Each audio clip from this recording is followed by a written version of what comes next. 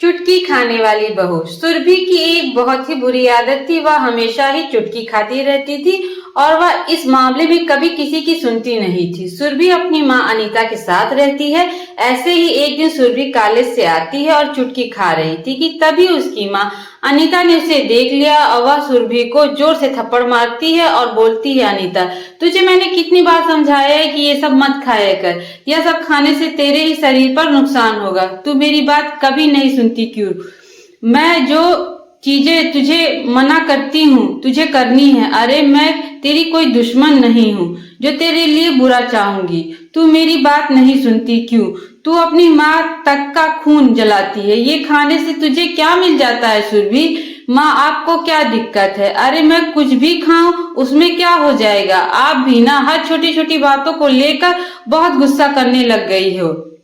मैं कुछ बोलती नहीं हूँ इसका मतलब यह नहीं है कि आप कुछ भी बोलती रहें। चुटकी इतनी बढ़िया चीज होती है कि मुझे खाना अच्छा लगता है, मुंह फ्रेश फ्रेश लगता है, तो क्या दिक्कत है इसमें? मैं तो कहती हूँ आप भी खाओ, आपको भी खाना चाहिए, इसमें कोई बुराई नहीं है। अनीता, हे भगवान, इस लड़की का क्या होगा? मैं इसे कितना भी समझा लूं, कुछ भी समझा लूं, कभी इसके दिमाग में मेरी बात क्यों नहीं जाती? अरे मैं तुझे भी बोल के रही हूँ, तुझे करनी है तो अपने मन की कर, मैं तुझे कुछ नहीं बोलूंगी ही। जो करना है कर, जो खाना है खा, तेरी मर्जी। वैसे तेरी सास आएगी, आज उन्होंने कहा कि शादी का लहंगा देखने के लिए तुझे जाना है। वहाँ सुरभि अपने ये गलत मुसीबत मेरे सर पर डाल दी और मुझे इतनी जल्दी शादी करनी पड़ रही है। आपने मेरी शादी तय कर दी क्योंकि मैं आपकी सुनती नहीं, बस इसलिए मैं शादी के लिए मना मान गई। लेकिन आप भी बोल रही हैं कि मुझे शादी में जरा भी दिलचस्पी नहीं है। शादी करके जिंदगी तो बर्बाद होती ही है, पर वो जिंदगी भी अभी भी बर्बाद है। अनीता, थोड़ा तमीज से बात कर, मैं कोई तेरी सहेली नहीं हूँ जो कुछ भी बोलूं। मैं तेरी माँ हूँ, मैं कुछ भी नहीं सुनने वाली। हाँ, बोल दिया कि तू उनके साथ जाएगी अपनी शादी की शॉपिंग के लिए, मतलब जाएगी। मुझे इसके आगे कुछ भी नहीं सुनना है, ठीक है? अब जा, जल्दी से जाकर तैयार हो जा। बकवास करने के लिए कह दो तो बड़े मजे से करेगी, काम करना एक भी नहीं आता। सुरभि की शादी तय हो गई थी, इसलिए वो अपना शादी की तैयारी में लगी रहती थी। ऐसे ही कई दिनों निकल जाते हैं और कुछ दिनों बाद सुरभि की शादी मयंक नामक लड़के से हो जाती है और शादी के बाद वह अपने ससुराल आ जाती है। ससुराल आने के बाद वह घर को अच्छे से संभाल लेती है, लेकिन जब वह देखो चुटकी ही खाती रहती थी। ये बात उसकी सास को नहीं पता होती। एक दिन सुरभि की सास माला उसे कहती, अरे बहू, मैं काफी दिनों से देख रही हूँ, तू कुछ जब देखो कुछ न कुछ चबाती रहती है। अरे कुछ अलग सा खाती है क्या तू? हमेशा ही तेरा मुंह चलता रहता। मुझे भी बता दे, मैं भी कुछ खा लिया करूंगी। वैसे भी मैं बूढ़ी हो गई हूँ, ज्यादा समय तक मेरे दांत चलने वाले नहीं हैं। बता क्या खाती रहती है सुरभि? अरे नहीं माँ जी, आपके काम की चीजें नहीं है। आपके काम की चीजें होती तो मैं खुद ही बता देती, और मैं काम कर रही हूँ ना। काम के लिए मुझे कोई डिस्टर्ब करता है तो ये बिल्कुल भी पसंद नहीं आता, इसलिए पहले मैं काम करूंगी और फिर बाद में आपसे आराम से बात करूंगी, ठीक है ना? माला, चल ठीक है बहू, तू काम कर ले। मगर अक्सर माला अपनी बहू से पूछती रहती, लेकिन सुरभि कभी भी अपनी सास को कुछ नहीं बताती कि वह क्या खाती है। ऐसे ही एक दिन सुरभि चुटकी खाने के बाद थूकने जाती है कि तभी वह थूक उसकी पड़ोसन विमला पर जा पहुंचता है। विमला को बहुत ज्यादा गुस्सा आता है, वह तमतमाते हुए सीधा माला के घर आ जाती है और माला पर चिल्लाते हुए बोलती है, विमला, अरे माला, अपनी बहू को कुछ समझाती क्यों नहीं हो? फालतू की चीजें खाती रहती, ऊपर से लोगों पर थूकती रहती है। अभी मैं जा रही थी कि गली में कि तेरी बहू ने मेरे ऊपर पता नहीं क्या पान वान खाकर थूक दिया। मेरे मुंह पर लाल लाल देख क्या गिरा है? अपनी बहू को समझा ले। मैं तुझे कब से जानती हूँ, इसलिए प्यार से बोल रही हूँ। यही कोई और होता तो मुझे उसे सीधा करना अच्छे से आता है, ये बात तू भी जानती है माला।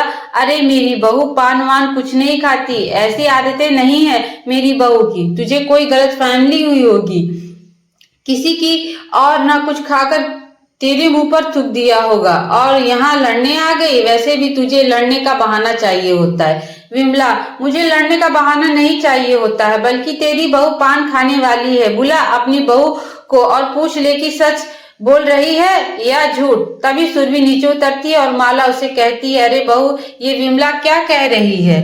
तू पान खा रही है, ये सच है क्या? सुरभि, माँ जी आप भी ना किसकी बातें सुन रही हो? अरे ये खुद खाती होगी और आपके आगे मेरे ऊपर इल्जाम लगा रही है। मैं तो बस ऊपर से कपड़े लेने गई थी, सूखे हुए वहीं लेकर आई हूँ। इनका जो मन करता है वही बोलती रहती हैं। आप इनकी बातों पर ध्यान मत दो, वरना आपकी उनकी ही सुनती रहोगी और मुझे कोसती रहोगी। माला, मेरी बहू बिल्कुल सही कह रही है, उसकी ऐसी कोई फालतू की आदतें नहीं है। तू ही बढ़ा चढ़ा के यहाँ पर बोलने आ गई। चल जा यहाँ से, काम करने दे। तेरे जैसे हम लोग नहीं है कि बहस करते रहें, हमें बहुत काम करना है। सुरभि अपनी पड़ोसन विमला को गलत साबित करके वहां से रवाना कर देती है। दिन निकल रहे थे और सुरभि की चुटकी खाने की आदत बढ़ती जा रही थी। चुटकी खाते हुए सुरभि की नंद महक देख लेती है। महक, भाभी आप चुटकी खा रही हो? और जब माँ पूछती है तब आप झूठ बोल देती हो। मुझे यकीन नहीं हो रहा है कि सच में मेरी भाभी चुटकी खाने वाली है। भाभी, आपको तो पता है कि ये ठीक नहीं होता, फिर आप क्यों खा रही हो? मैं अभी माँ को बताती हूँ कि उनकी बहू चुटकी खाने वाली निकली। सुरभि, अरे नहीं नंद जी, माँ जी को कुछ मत बताओ, बिना बात के गुस्सा करने लग जाएंगी। वैसे भी वो बहुत गुस्सा करती है, तुम्हें तो पता है ना। अगर तुम माँ जी को नहीं बताओगी मेरी चुटकी खाने वाली बात, तो मैं तुम्हें अपनी नई वाली ड्रेस दूंगी। मुझे पता है तुम्हें अपने कॉलेज में पहन के जानी है। तुम उस दिन मुझसे मांग रही थी ना। महक, भाभी जब आपने इतना अच्छा ऑफर दिया है तो मैं कैसे आपकी बात को मना कर सकती हूँ। मैं माँ को कुछ नहीं बताऊंगी, आप आराम से चुटकी खाओ और मुझे अपनी वो वाली ड्रेस दे दो। वैसे भाभी, इसमें क्या है जो आपको इतना पसंद है? सुरभि, मैं तो चुटकी कई सालों से खाती आ रही हूँ, मुझे तो बहुत अच्छी लगती है। पता नहीं क्यों लोग बोलते रहते हैं कि इससे नुकसान होता है हमारे शरीर को।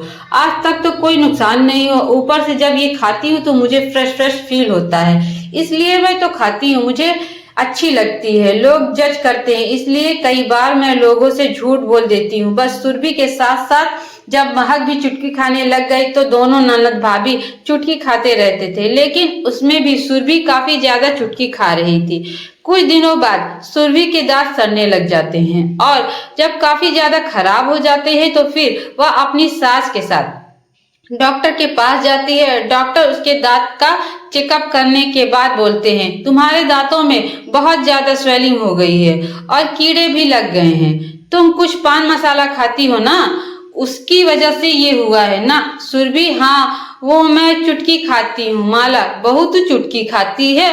डॉक्टर जी, हाँ आपकी बहू चुटकी खाती है और वो भी बहुत ज्यादा मात्रा में, इसलिए इनके दांत सड़ने लग गए हैं। अगर अभी भी इन्होंने अपनी चुटकी खाने वाली आदत को रोका नहीं तो इनके दांत सड़ जाएंगे, क्योंकि कोई भी चीज एक लिमिट तक ही अच्छी लगती है। डॉक्टर की बातें सुनकर सुरभि को अपनी गलती का एहसास होता है, जिसके बाद वह कभी भी चुटकी नहीं खाती है, हमेशा के लिए छोड़ देती है और अंत में चुटकी खाने वाली बहू से साधारण बहू बन जाती है। दोस्तों, ये फैमिली स्टोरी आपको कैसी लगी नीचे कमेंट में हमें जरूर बताइएगा।